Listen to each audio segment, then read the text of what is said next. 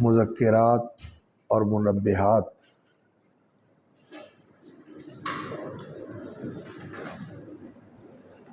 اور منذرات انسانوں کو خبردار کرنے کے لیے، بیدار کرنے کے لیے اور یاد دہانی کروانے کے لیے نازل شدہ صورتیں ہیں، اور ان میں اللہ رب العزت کی طرف سے جو مقرر دن ہے، روز قیامت، روز جزا، یوم حساب، اس کا تذکرہ، اس کی یاد دہانی اور اس کے لیے انسان کا مرنے کے بعد دوبارہ زندہ ہونا اور اس زندگی کے بعد پھر نئی زندگی، اس کا اثبات اور اس کی تقریر اور اس کے دلائل و شواہد کا بیان، اور قیامت کے موقع پر یا قیامت کے دن اعمال صالحہ کا نیک بدلہ اور اعمال سیئہ کا اسی کے مطابق برا بدلہ اور سزا جزا، یہ اللہ رب العزت نے بیان فرمائی ہے۔ اور قیامت کے عذاب کے ساتھ جو برے لوگوں کو درپیش ہے، اللہ رب العزت نے دنیا کے عذاب کا بھی ذکر فرمایا ہے کہ وہ اللہ رب العزت سے بے خوف نہ ہوں، ان کا یہ رویہ اس دنیا میں بھی اللہ رب العزت کے عذاب کا سبب بن سکتا ہے، اور اللہ رب العزت نے دنیا میں بھی لوگوں کو عذاب میں مبتلا کیا ہے، جیسا کہ قوم فرعون کا ذکر فرمایا۔ اور قرآن کی دوسری صورتوں میں قوم نوح، قوم عاد، قوم ثمود، قوم شعیب، قوم لوط، اس طرح اللہ رب العزت نے ان اقوام کا انجام بیان فرمایا ہے۔ تو یہ تخویف اور انذار کے موضوع پر مشتمل صورتیں ہیں، اور یہ صورت بالخصوص اس کے ساتھ مزید ایک مضمون اس کے اندر بیان ہوا ہے، اور وہ مسلمانوں کو اطمینان دلایا گیا ہے اور تسلی دی گئی ہے کہ وہ دین کی وجہ سے جس ابتلاء اور آزمائش سے گزر رہے ہیں، اور اس دین کو قبول کرنے کی وجہ سے جس طرح کفار قریش اور ان مکذبین اور معاندین کی طرف سے ان پر ظلم اور تشدد اور ستم اور زیادتی کا مظاہرہ کیا جا رہا ہے، اس پر انہیں صبر کرنا چاہیے اور استقامت اختیار کرنی چاہیے، ہمت نہیں ہارنی چاہیے، دل نہیں چھوٹا کرنا چاہیے، ڈٹے رہنا چاہیے۔ یہ دن بدلنے والے ہیں، ایسا نہیں ہے کہ اللہ رب العزت نے ان کو کھلی چھٹی دے رکھی ہے اور یہ جو چاہیں کرتے رہیں۔ اللہ رب العزت سب دیکھ رہے ہیں، اور کوئی چیز بھی اس کے علم سے باہر نہیں ہے، اور یہ لوگ بھی اللہ کی گرفت اور اس کے قبضے میں ہیں، اور وہ بہت ہی حلیم ہے اور بہت ہی حکیم ہے، اپنے حلم اور حکمت کی بنا پر کچھ مہلت دیتا ہے، لیکن وہ پکڑ بھی لیتا ہے، اور اس کی پکڑ بڑی سخت ہے، بڑی شدید ہے۔ اور بہت زبردست ہے اس کی گرفت، اس سے کوئی بھاگ نہیں سکتا، کوئی بچ نہیں سکتا، کوئی نکل نہیں سکتا۔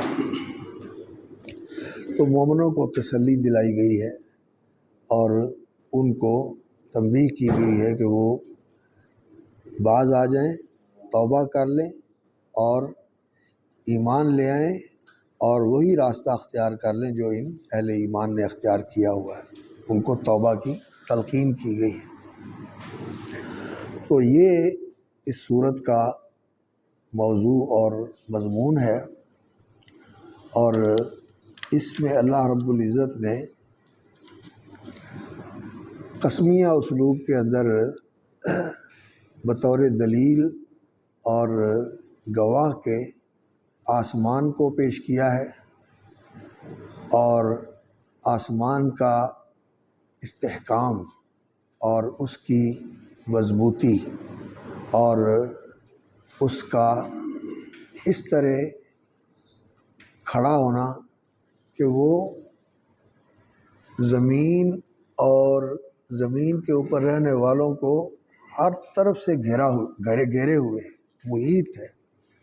وہ کہیں اس سے نکل کے باہر نہیں جا سکتے۔ تو اس آسمان کے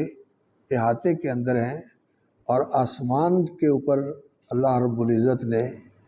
بڑا مضبوط بندوبست کیا ہوا ہے۔ وہاں قلعے اور بڑے بڑے برج بنائے ہوئے ہیں جہاں محافظ اور پہرے دار بیٹھے ہوئے ہیں، اور وہ شیاطین کی آسمان کے اوپر جو رسائی ہے اس کو بھی کنٹرول کرتے ہیں، روکتے ہیں۔ اور اللہ رب العزت کے یہ لشکر اور اللہ رب العزت کے یہ فرشتے جو یہاں محفوظ ہیں، یہ اللہ رب العزت کے حکم کے مطابق بندوں کی حفاظت بھی کرتے ہیں اور بندوں کو گرفتار بھی کرتے ہیں۔ اور جو کچھ اس دنیا میں ہوتا ہے اور اسے دیکھنے والے دیکھتے ہیں، اور ان چیزوں کو دیکھا جاتا ہے، دیکھنے والے اور دیکھی جانے والی یہ چیزیں ساری کی ساری اللہ کے علم میں ہیں، اور اللہ رب العزت ان سے بے خبر نہیں ہے۔ یہ چیزیں اس بات کی گواہی دے رہی ہیں کہ اللہ رب العزت ان پر محاسبہ کرے گا، اور اللہ رب العزت جو نیک اعمال ہیں ان کی جزا دے گا، اور جو برے اعمال ہیں ان کی سزا دے گا۔ اور اللہ رب العزت نے اس بات کے لیے اور ان چیزوں کو لوگوں کے سامنے بالکل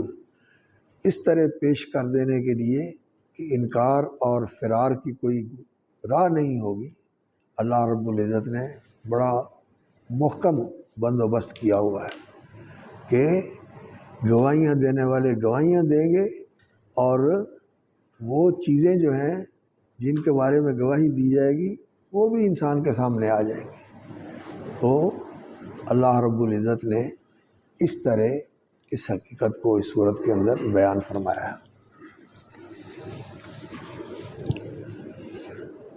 تو آغاز ہوتا ہے صورت کا بسم اللہ الرحمن الرحیم، والسماء ذات البروج۔ قسم ہے آسمان کی، یعنی گواہی دیتا ہے یہ آسمان، ذات البروج جو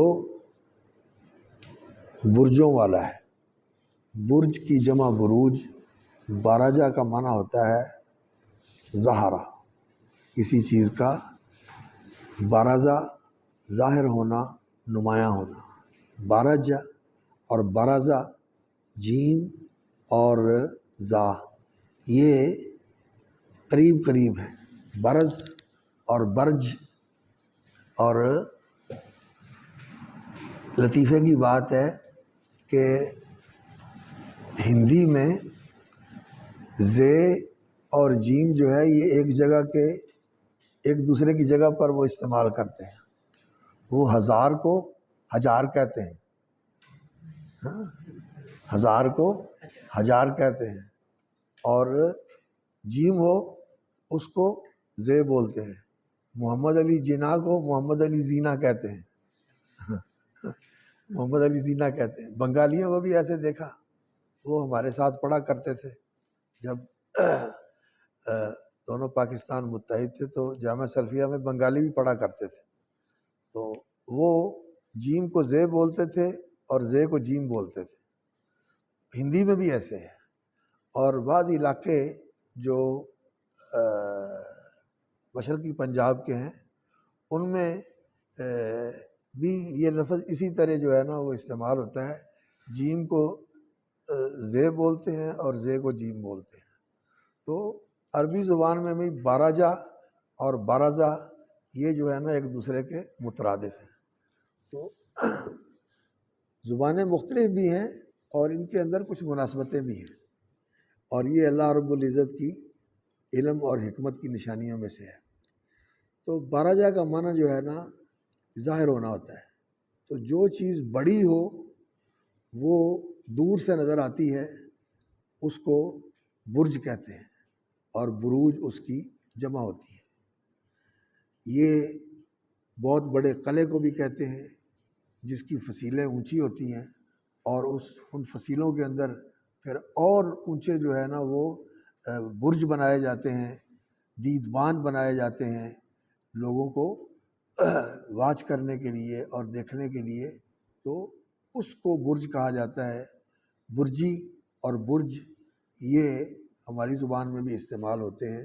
اونچی جگہ کے لیے، جو نگاہ بانی کے لیے اور پہرے کے لیے اور لوگوں کو واچ کرنے کے لیے بنائے جاتے ہیں. تو آسمان کے اوپر اس طرح کے برج ہیں، ستارے ہیں اور ستاروں کے جھرمٹ ہیں. اور یہ ستارے جو ہیں یہ بہت بڑے بڑے قلعے ہیں جو اللہ رب العزت نے آسمان پر بنائے ہوئے ہیں. اور ان ستاروں کی جو عظمت ہے اور ان کی ضخامت ہے اس کا اندازہ آپ ان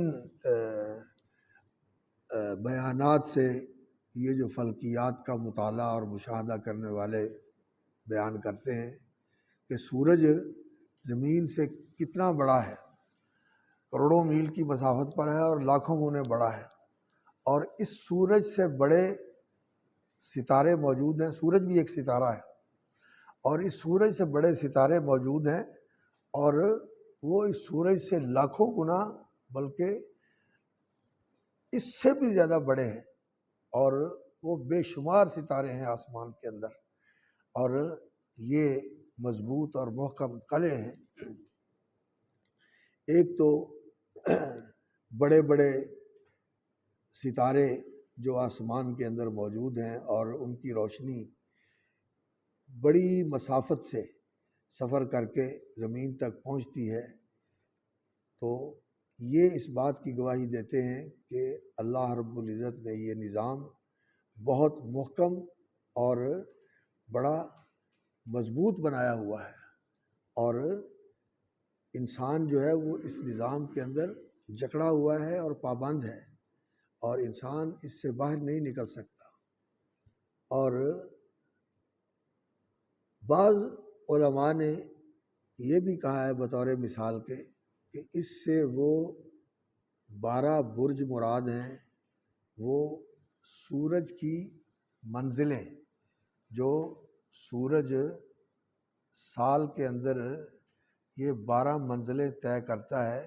سورج کا جو ہمارے دیکھنے میں لگتا ہے کہ سورج سردیوں میں نیچے چلا جاتا ہے، پھر گرمیوں میں اوپر آ جاتا ہے، اور پھر جو ہے نا وہ اس طرح نیچے ہو جاتا ہے. گردش تو یہ زمین کی ہوتی ہے، لیکن ہمیں نظر ایسے آتا ہے جیسے یہ سورج گردش کر رہا ہے.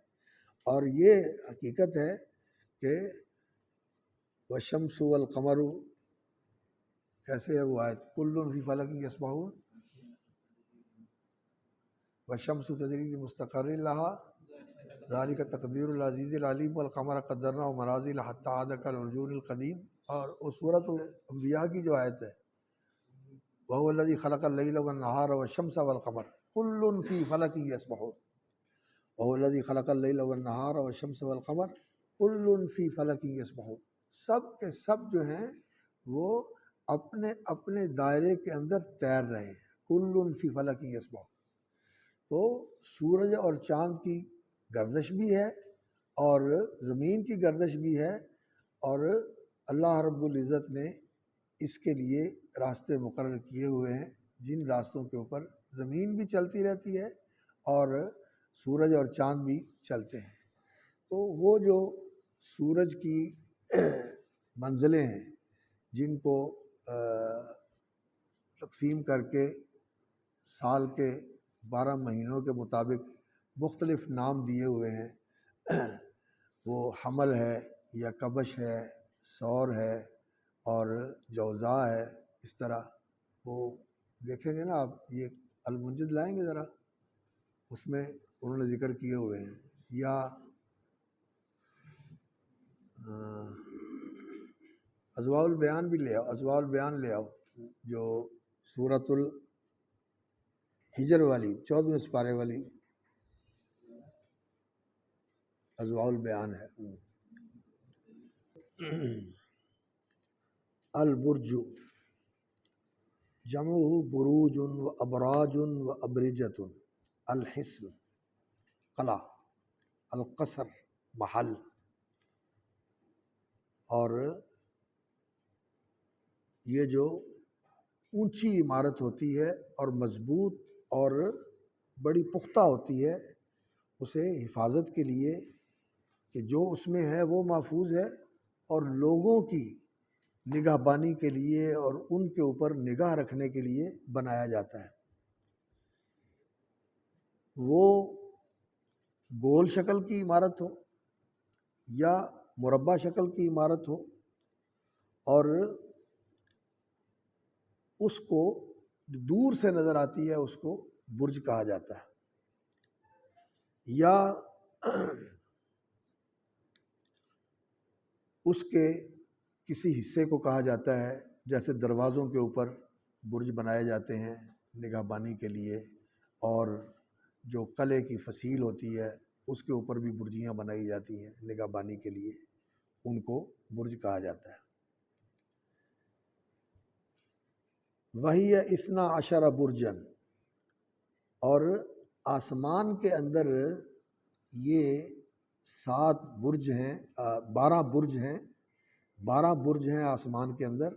یہ جو آسمان دنیا ہے اس کے ساتھ یہ نظر آتے ہیں 12 برج، اور یہ سور تقع فیہا، یہ ستاروں کا مجموعہ ہوتا ہے، یہ ستاروں کا مجموعہ ہوتا ہے، اور وہ ستارے ایک دوسرے کے قریب قریب اس طرح اکٹھے ہوتے ہیں کہ اگر انسان کے بس میں ہو اور وہ اپنے خیال کے ساتھ وہاں لکیر کھینچے اور ان ستاروں کو جو قریب قریب ہیں ان کو ایک خط کے اندر لے کے آئے تو وہاں ایک خیالی تصویر بن جاتی ہے، اور وہ جو تصویر بنتی ہے خیال کے اندر، اس تصویر کو نام دے دیا ہے عربوں نے اس کو نام دے دیا ہے۔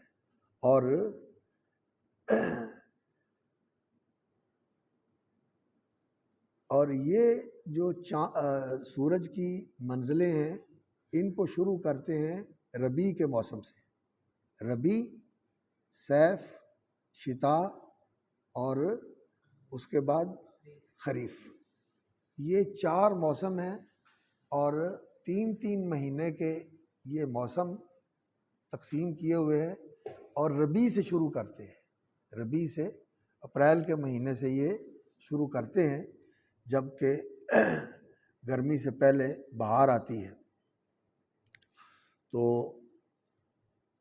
اب ہیں یہ ستارے، اور یہ ایک دوسرے کے قریب ہیں، اور یہ وہ جو قوس بنتی ہے سورج کے سفر کی، نصف قوس، نصف دائرہ بنتا ہے، اس کے یہ ایک ایک مہینے کے حساب سے 12 انہوں نے تقسیم کیے ہوئے ہیں دائرے۔ کہتے ہیں اس کی ابتدا تو کلدانیوں کی طرف سے ہوئی تھی، انہوں نے ان کے نام رکھے، اور چونکہ وہ علم نجوم کے اور ستارہ پرستی کے بھی وہ قائل تھے، ستاروں کی پوجا کرتے تھے، ابراہیم علیہ السلام کی قوم ستارہ پرست تھے، سورج چاند کی اور ستاروں کی پوجا پرستش کرتے تھے، اور ان کے بارے میں ان کی معلومات بڑی دقیق اور بہت منضبط قسم کی معلومات تھی۔ ان سے اس کی ابتدا ہوئی، اور انہوں نے یہ ابتدا کی، اور پھر ان سے دوسری اقوام نے بھی لیا، یونانیوں نے بھی لیا اور عربوں نے بھی لیا، اور اسی طرح دوسری اقوام کے اندر بھی یہ چیز گئی۔ تو اصل میں یہ ستارے ہیں جو ایک دوسرے کے قریب ہیں، اور ان کی قربت کی وجہ سے اگر ایک لکیر کھینچی جائے ان ستاروں کے باہر اور ان کو آپس میں جوڑ دیا جائے اس خط کے ساتھ، تو ایک تصویر بن جاتی ہے، اور وہ تصویر خیالی تصویر ہے۔ جیسے انسان نہیں ہوتا، کسی چیز کو دیکھتا ہے اور اس کو دیکھ کر اس کی ایک شکل جو ہے اپنے توہم اور اپنے تخیل کے اندر قائم کر لیتا ہے، تو اس طرح کی ایک شکل جو ہے اس کی انہوں نے اپنے تصور کے اندر قائم کر لی، اور یہ 12 جو ہے نا وہ برج آسمان کے اوپر ان ستاروں کے، ان کو نام مختلف دیے ہوئے۔ سب سے پہلے جو ہے الحمل او الکبش، مینڈے کی شکل کا ہے برج، وہ ایسی تصویر بنائی ہوئی ہے، آپ جنتریوں میں دیکھیں نا تو انہوں نے دائرہ بنا کر وہ یہ اس کی تصویر بنائی ہوتی ہے، 12 برجوں کی تصویر بنائی ہوتی ہے جنتری کے اندر، پرانی جنتریاں جو ہوتی تھی نا ان میں بنائے ہوتے تھے اس طرح گول دائرے کے اندر۔ الکبش والثور، اور پھر اس کے بعد ثور بیل کی تصویر ہے، اور الجوزاء یہ اوپر نکل گیا ہے ایک جھنڈ ستاروں کا اوپر نکل گیا ہے، تو جوزاء کا معنی ہوتا ہے کہ جو آسمان کے وسط کے اندر اوپر کی طرف نکل جائے۔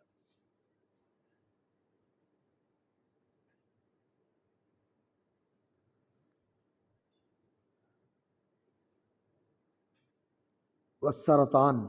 سرطان کیکڑے کو کہتے ہیں، اور اسد شیر یا لیس، سنبلہ، سنبلہ بالی، جس میں دانے ہوتے ہیں، بال یا بالی، اس کو جو ہے نا اللہ رب العزت جس میں دانے پیدا کرتے ہیں اس کو سنبلہ کہتے ہیں۔ یا العذراء، وہ اس طرح کی اس کی شکل بنتی ہے جیسے ایک کنواری لڑکی جو ہے نا وہ دبلی پتلی وہ نظر آ رہی ہے آسمان میں۔ اور میزان، ایک تصویر ایسی بنتی ہے جو میزان کے مشابہ ہوتی ہے۔ اور عقرب، ایک بچھو کی طرح کی تصویر بنتی ہے۔ اور ایک قوس، کمان کی طرح کی تصویر بنتی ہے۔ اور ایک جو ہے وہ بنتی ہے، وہ قوس بھی اس کو کہتے ہیں اور رامی بھی کہتے ہیں، جیسا کہ کوئی کمان جو ہے نا وہ کھینچ کر تیر اندازی کر رہا ہے، اس کو رامی بھی کہہ دیتے ہیں اور قوس بھی کہہ دیتے ہیں۔ اور جدی، بکری کا بچہ یا بکرا، تیس۔ اور دلو، ڈول کی طرح کی تصویر بنتی ہے۔ تو یہ جو نام رکھے ہوئے ہیں نا، یہ علماء نے ذکر کیا ہے، اصل میں اس تصویر کو جو خیالی تصویر انہوں نے بنائی ہے اس کے نام رکھے ہوئے ہیں، اور وہ یہ نہیں ہے کہ وہاں یہ چیزیں پڑی ہوئی ہوں، اصل میں اس کی تصویر وہاں بنی ہوئی ہے۔ اور تصویر کیسے بنتی ہے؟ تصویر ایسے بنتی ہے کہ وہ ستارے جو ہیں وہ ایک دوسرے کے قریب ہیں، اور اگر ان ستاروں کے گرد اس طرح جو ہے نا وہ ہم لائن کھینچیں اور ایک خط لگائیں تو پھر وہ اس طرح کی صورت بن جاتی ہے۔ تو یہ برج اس سے مراد ہے۔ اور یہ سورج جب اپنے مدار کے اوپر سفر کرتا ہے یا زمین کا جو سفر ہوتا ہے، زمین گھومتی ہے اور گھومتے ہوئے یہ جو سالانہ زمین اپنا چکر پورا کرتی ہے اپنے مدار کے اوپر، ایک چکر زمین کا محور کے اوپر ہوتا ہے جو 24 گھنٹے میں پورا ہوتا ہے، اور ایک اپنے مدار کے اوپر ہوتا ہے جو 12 مہینوں کے اندر پورا ہوتا ہے۔ اور اللہ رب العزت نے سال کے 12 مہینے بنائے ہیں، ان عدت الشہور عند اللہ 12 شہرا، اور اللہ رب العزت نے جو مہینوں کا نظام بنایا ہے یہ چاند کے ساتھ بنایا ہے، چاند کے ساتھ نظام بنایا ہوا ہے، اور یہ سال کے 12 مہینے چاند کے ساتھ ہوتے ہیں۔ لیکن یہ جو بروج ہیں یا ابراج ہیں، یہ موسموں کے ساتھ لوگوں نے سال کی تقسیم کی ہوئی ہے، 3 مہینے کے حساب سے نا لوگوں نے موسم 4 بنائے ہوئے ہیں، اور یہ ربیع سے شروع ہوتے ہیں، کبش، سور اور جوزا، تو یہ ربیع کے 3 ہیں، اور اس کے بعد پھر سرطان اور لئیس اور سنبلہ یہ صیف کے مہینے ہیں، اور عذراء، میزان اور عقرب یہ پھر شتاء کے مہینے ہیں، اور پھر اس کے بعد قوس، جدی اور دلو یہ خزاں کے مہینے ہیں۔ یہ مہینوں کا حساب بنایا ہوا ہے موسموں کے حساب سے، موسموں کے حساب سے یہ بنایا ہوا ہے۔ اور ربیع سے اس لیے شروع کرتے ہیں کہ انسان جو ہے اس نے کھیتی باڑی کرنی ہوتی ہے، اور زراعت سے غلہ اناج جو ہے انسان ان دنوں میں حاصل کرتا ہے، اس لیے سال کا آغاز اس سے کرتے ہیں۔ اور ہمارے جو یہ سال ہیں اس کا کچھ لوگ تو جنوری سے شروع کرتے ہیں، جیسے یہ یونانیوں کا طریقہ ہے وہ اس سے شروع کرتے ہیں، اور وہ بھی ستارہ پرست لوگ تھے، اور اپنے دیوتاؤں کے نام پر انہوں نے ان مہینوں کے نام رکھے ہوئے ہیں، یہ ان کے دیوتاؤں کے نام ہیں جو ان مہینوں کے نام انہوں نے رکھے ہوئے ہیں۔ اور ہمارے یہاں بر صغیر کے اندر جب فصل کی کٹائی وغیرہ ہوتی ہے تو وہاں سے سال کا آغاز کرتے ہیں، بیساکھ سے سال کا آغاز کرتے ہیں، جب گندم کی کٹائی وغیرہ شروع ہوتی ہے تو وہاں سے آغاز کرتے ہیں۔ تو یہ مختلف طریقوں سے لوگوں نے سال کی تقسیم کی ہوئی ہے۔ بہرحال یہ جو بروج ہیں یہ آسمان کے اوپر نظر آنے والے ستاروں کے مجموعے ہیں، اور ان کی خیالی تصویر بنا کر اس کے مطابق اس کے نام رکھے ہوئے ہیں۔ تو آسمان کے ان ستاروں کی اگر آپ تفسیر ابن عاشور، علامہ محمد طاہر ابن عاشور کی تفسیر دیکھیں گے سورۃ الحجر کی، وَلَقَدْ جَعَلْنَا فِي السَّمَاءِ بُرُوجًا وَزَيَّنَّاهَا لِلنَّاظِرِينَ، اس آیت کی تفسیر میں انہوں نے لکھا ہے، اور علامہ شنقیطی رحمۃ اللہ علیہ نے بھی لکھا ہے، انہوں نے بھی اس کی تفسیر میں لکھا ہے۔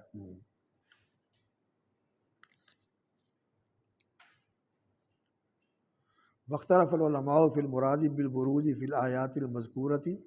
فقال بعضهم البروج الکواکب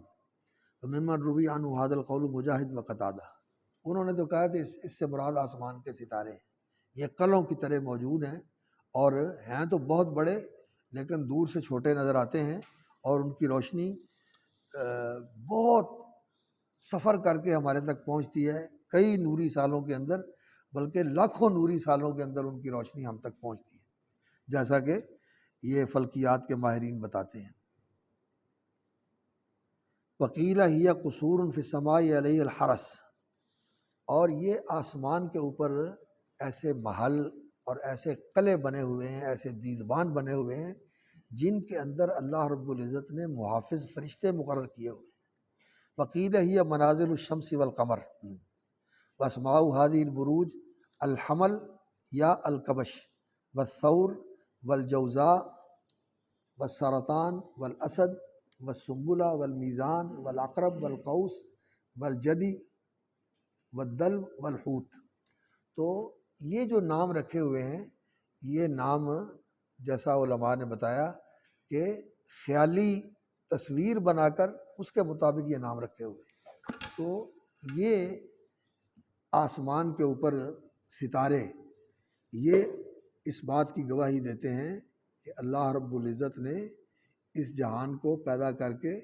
ایسے ہی بے مہار نہیں چھوڑ دیا، بلکہ اللہ رب العزت نے اس کو پورے کنٹرول میں رکھا ہوا ہے، اور یہ اللہ رب العزت کے قبضے اور اس کی گرفت کے اندر ہے۔ والیوم الموعود، اور ایک دن ہے جس کا وعدہ کیا گیا ہے، اور وہ دن انصاف کا دن ہے، اور وہ دن بدلے کا دن ہے، اور وہ دن حساب کا دن ہے۔ اس سے مراد یوم قیامت ہے۔ وشاہد و مشہود، اس کی تفسیر سلف کے بعض علماء نے جس کے اوپر یہ نام صادق آتا ہے اس کے لحاظ سے بھی انہوں نے اس کی تفسیر کر دی۔ شاہد کی تفسیر کرتے ہیں کہ اس سے مراد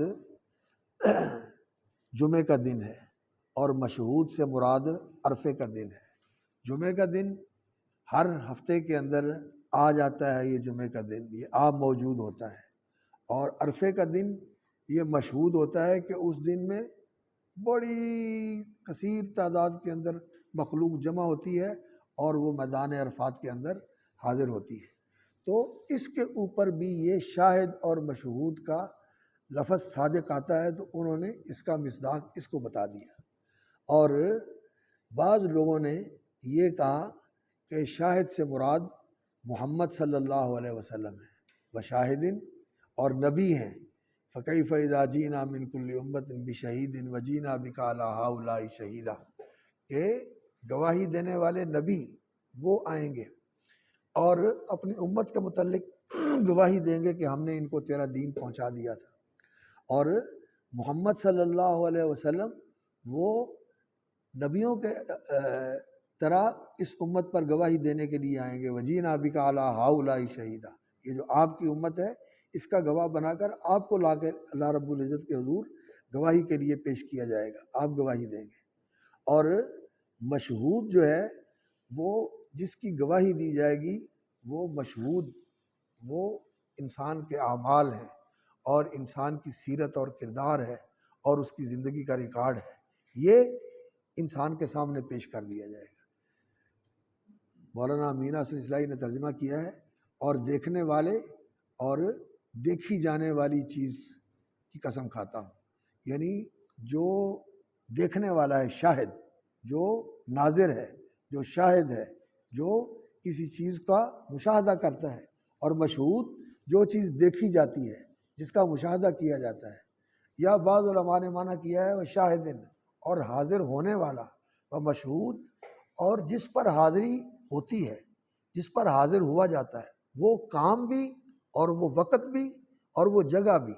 جگہ جہاں حاضر ہوا جاتا ہے، وہ کام جس کام کو کرتے ہوئے لوگوں نے دیکھا وہ کام، اور وہ زمانہ جس میں یہ کام کیا گیا، یہ مشہود ہے۔ تو شاہد و مشہود سے جو بعض اشخاص یا بعض ایام کا ذکر کیا ہے علماء نے، تو وہ اس لیے کہ وہ اس پر بھی صادق آتا ہے، تو بطور تمثیل کے انہوں نے اس کو ذکر کر دیا، ورنہ حقیقت یہ ہے کہ یہ لفظ عام ہے، نکرے کے سیاق میں یا نکرے کے صیغے کے ساتھ اس کو لایا گیا ہے، تو اس کے عموم پر دلالت کرنے کے لیے، یعنی ہر دیکھنے والا، ہر گواہی دینے والا اس کو حاضر کیا جائے گا، اور ہر اس چیز کو حاضر کیا جائے گا جس کی گواہی دینی ہے، اور جس کا مشاہدہ کیا گیا ہے، اور جہاں حاضری دی گئی ہے، جگہ، زمانہ، عمل، یہ مشہود ہے۔ اور اللہ اکبر، جو گواہی دینے والے ہیں وہ نبی بھی ہوں گے، اور یہ زمین و آسمان بھی ہوں گے، جیسا کہ حدیث میں آتا ہے کہ جہاں تک مؤذن کی آواز پہنچتی ہے وہ ساری جگہ قیامت والے دن اس کے حق میں گواہی دے گی، اور جہاں جہاں انسان نے عمل کیا ہے وہ زمین بھی انسان کے لیے گواہی دے گی کہ یہاں اس نے اللہ کی عبادت کی ہے، اور نعوذ باللہ وہ جگہ بھی گواہی دے گی جہاں انسان نے اللہ کی نافرمانی کی ہے، اور انسان کے اعضاء بھی اس کی گواہی دیں گے، اور اللہ کے فرشتے بھی اس کی گواہی دیں گے، اور جو بھی گواہی دینے والے ہیں وہ سب لا کے اللہ کی بارگاہ میں پیش کر دیے جائیں گے۔ تو یہ اتنا دقیق نظام ہے اور اتنا محکم نظام ہے کہ کوئی چیز ایسی نہیں ہے جو اللہ کی گرفت اور اس کے کنٹرول سے باہر ہو، اور اللہ رب العزت نے اس کو محفوظ نہ کر لیا ہو، اور انسان کے اس کو سامنے لانے کا پورا اللہ رب العزت نے انتظام نہ کر لیا ہو۔ شاہد و مشہود، اس آیت کے اندر ایک بہت بڑی تخویف ہے کہ انسان کسی وقت یہ نہ سمجھے کہ میں جو کچھ کر رہا ہوں کون پوچھنے والا ہے اور کس کو پتہ ہے اور کون جانتا ہے۔ نہیں، اس پر گواہیاں بھی آئیں گی اور اس کا پورا ریکارڈ بھی انسان کے سامنے پیش کیا جائے گا۔ وشاہد و مشہود، اور اس کو دلیل اور گواہ کے طور پر اللہ رب العزت نے پیش کیا ہے، اور وہ جو مقسم علیہ ہے وہ یہاں ذکر نہیں ہے، وہ معذوف ہے۔ کیوں معذوف ہے؟ آگے جو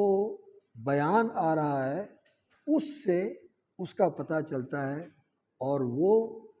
معذوف کیا ہے کہ ان الساعۃ لآتیۃ، وہ گھڑی آنے والی ہے اور انسانوں کو اٹھایا جائے گا اور ان کا حساب اور کتاب ہونے والا ہے۔ تو یہ جو مقسم علیہ ہے یہ یہاں معذوف ہے، اور وہ آنے والے جو بیانات ہیں ان سے وہ واضح ہوتا ہے، اور اللہ رب العزت بعض اوقات ایسا اسلوب اختیار کرتے ہیں اس کی ہولناکی ظاہر کرنے کے لیے، اس کی ہولناکی ظاہر کرنے کے لیے کہ یہ کتنا خوفناک اور ہولناک چیز ہے کہ اس کے ذکر کرنے کی ضرورت نہیں ہے، انسان کو خود بخود سمجھ آ رہا ہے، انسان کو خود بخود سمجھ آ رہا ہے۔ اور اس کے بعد قتل اصحاب الاخدود، قتل اصحاب الاخدود، قتل تباہ ہو گئے، ہلاک ہو گئے، برباد ہو گئے، یا لعنت کے معنی میں استعمال ہوتا ہے، اللہ کی رحمت سے محروم ہو گئے۔ اصحاب الاخدود، اخدود خدہ یا خدو سے نکلا ہے۔ خدہ یا خدو کا معنی ہوتا ہے زمین کو کھود کر اس میں گڑھا بنا دینا اور اس میں کھڈ بنا دینا۔ کھڈ اور گڑھے کو اخدود کہتے ہیں، اور جمع اس کی اخادید ہوتی ہے۔ الاخدود یہ مفرد ہے اور الف لام کے ساتھ استعمال ہوا ہے، تو مفرد کے اوپر اگر الف لام آ جائے تو پھر وہ کس کا معنی دے دیتا ہے؟ جنس کا، پھر وہ جنس کا معنی دے دیتا ہے، اور جنس کے معنی کے اندر جمع کا معنی ہوتا ہے، تو اس لیے اس کا معنی کھائیاں کر دیتے ہیں، اس کا معنی کھائیاں کر دیتے ہیں۔ ویسے صیغے کے اعتبار سے یہ مفرد ہے اور جمع اس کی اخادید استعمال ہوتی ہے۔ قتل اصحاب الاخدود، تباہ ہو گئے اور اللہ کی لعنت کے مستحق ٹھہرے۔ اصحاب الاخدود، کھائی والے یا کھائیوں والے، جنس کا معنی کیا جائے تو کھائیوں والے اس کا معنی کریں گے۔ اور اس کے دو معنی علماء نے کیے ہیں۔ ایک تو یہ کہ انسانی تاریخ کے اندر ایسے واقعات ہوئے ہیں کہ جب ظالم سلطان نے اور ظالم حکمران نے اپنے مذہبی مخالفوں کو سزا دینے کے لیے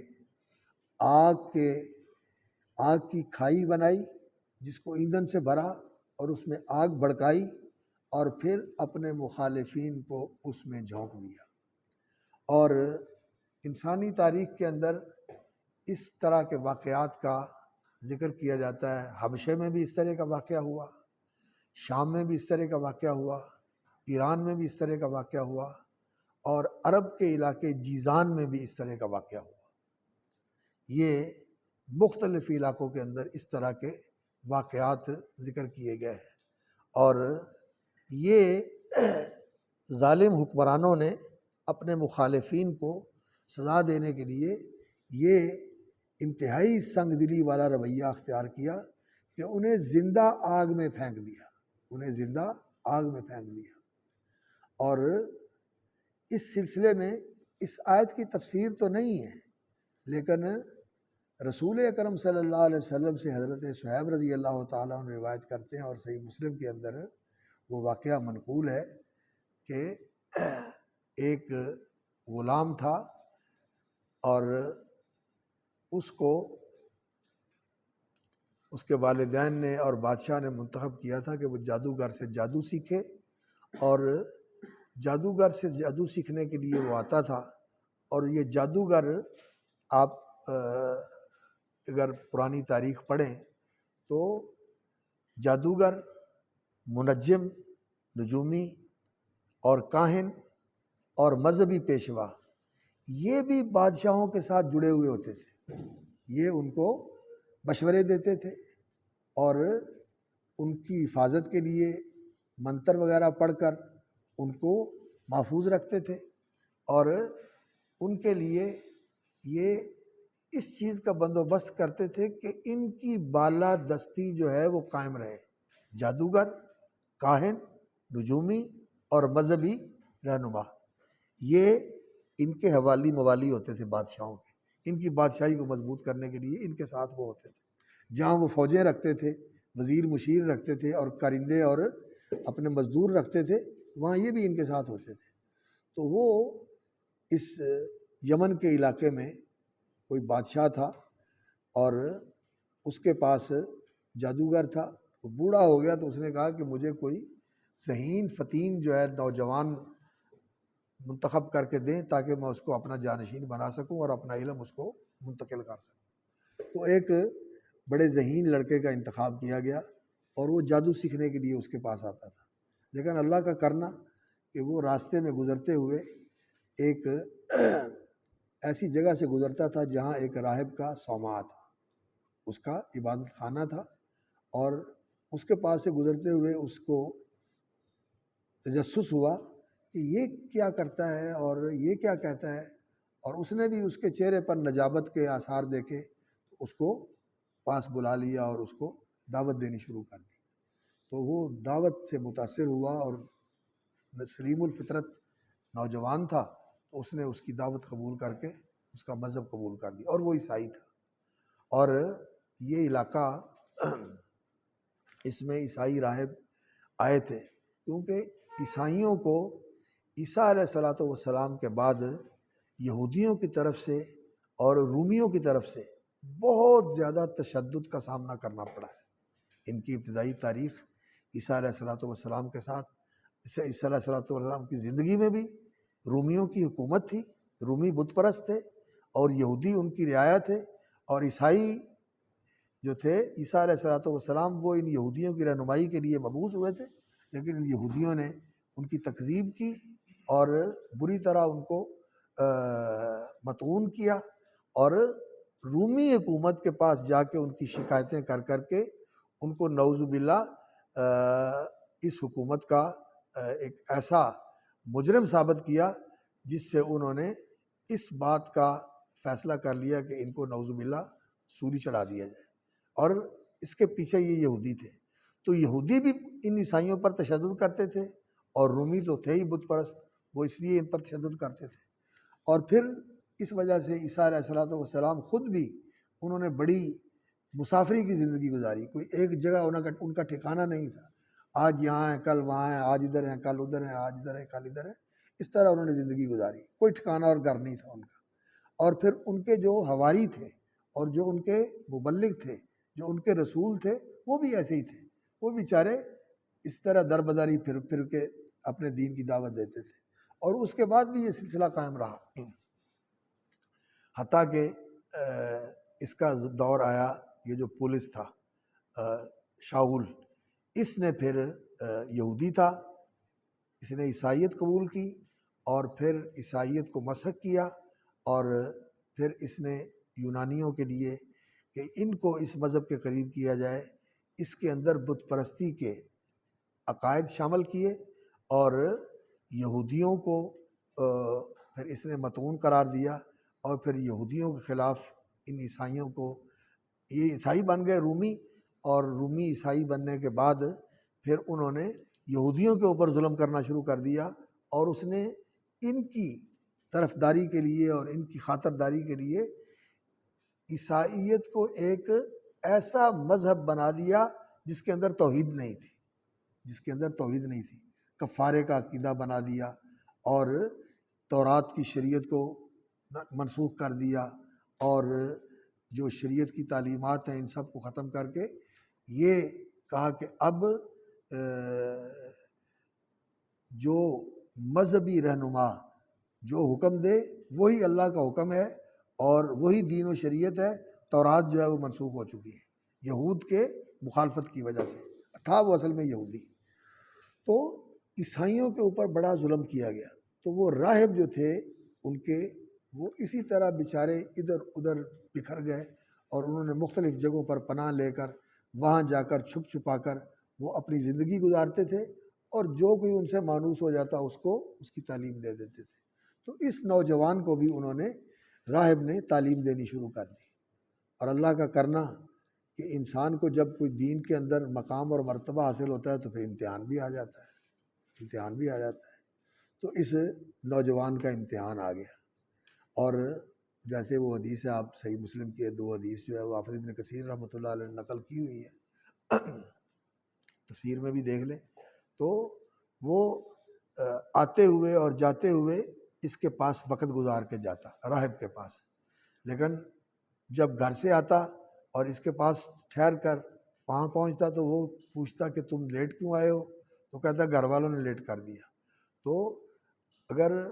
وہ واپس آتا تو پھر بھی اس کے پاس ٹھہر کے جاتا، تو گھر والے پوچھتے لیٹ کیوں آئے ہو؟ تو وہ کہتا ہے مجھے جادوگر نے روک لیا۔ تو اسی نے اس کو یہ ترکیب بتائی تھی کہ اس طرح تم جو ہے نا میرے پاس جو وقت گزارتے ہو یہ بہانہ بنا لیا کرو، ایسے کہہ لیا کرو توریے کے طور پر کہ میں وہاں رک گیا، میں وہاں رک گیا، چلو تمہارا جو ہے نا سلسلہ چلتا رہے گا۔ اور ایک دن ایسا امتحان آیا کہ ایک بہت بڑی آفت، وہ بہت بڑا اژدہا تھا جس نے لوگوں کا راستہ روکا ہوا تھا، اور اس کا مقابلہ کرنے کی کسی کو طاقت نہیں تھی۔ یہ اژدہا جو ہوتے ہیں یہ اتنے بڑے بڑے بھی ہوتے ہیں کہ یہ پورے جانور کو، سموچے کو نگل لیتے ہیں، پورے جانور کو نگل لیتے ہیں، بکرا اور اس طرح کی چیزیں، حتیٰ کہ انسان بھی اگر ہو تو وہ اس کا ایسا اللہ رب العزت نے نظام بنایا ہوتا ہے کہ وہ ایسے کر کے پھولتا ہے اور نگل کے انسان کو اپنے اندر لے جاتا ہے، اور اس کے اندر اللہ رب العزت نے ایسا سسٹم بنایا ہوا ہے کہ پھر وہ کسی درخت کے ساتھ اس طرح جو ہے نا بل کھاتا ہے، اور اس کی ہڈیاں ٹوٹ جاتی ہیں، اور وہ اس کے پیٹ کے اندر گل کے ہضم ہو کے اس کی خوراک بن جاتا ہے۔ تو اژدہا بہت بڑے بڑے ہوتے ہیں، بڑے بڑے سانپ اس طرح کے ہوتے ہیں۔ تو بہت بڑا اژدہا تھا جس نے راستہ روکا ہوا تھا، اور کوئی اس کے قریب نہیں جاتا تھا، ڈرتے تھے۔ تو اس نے یہ چاہا کہ میں آج جانوں کہ سچا کون ہے، جادوگر سچا ہے یا یہ راہب سچا ہے۔ تو اس نے اللہ رب العزت سے دعا کر کے، اگر یہ راہب سچا ہے تو میں جو پتھر اس آفت کی طرف پھینک رہا ہوں وہ ایسا زبردست مہلک ثابت ہو اس کے لیے کہ یہ ختم ہو جائے۔